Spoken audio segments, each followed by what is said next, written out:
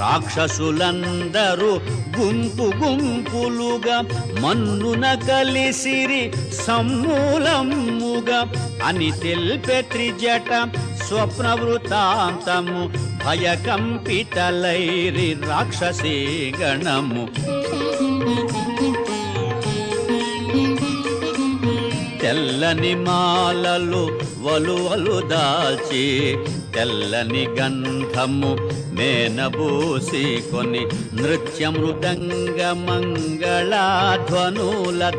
చంద్రకాంతుల గజిమ్ము ఛత్రముతో తెల్లని కరిపై మంత్రివర్యులతో వెడల విభీషణుడు దివ్యకాంతితో అని తెల్పే త్రిజట స్వప్న వృతాంతము భయకంపితలైరి రాక్షసీ గణము.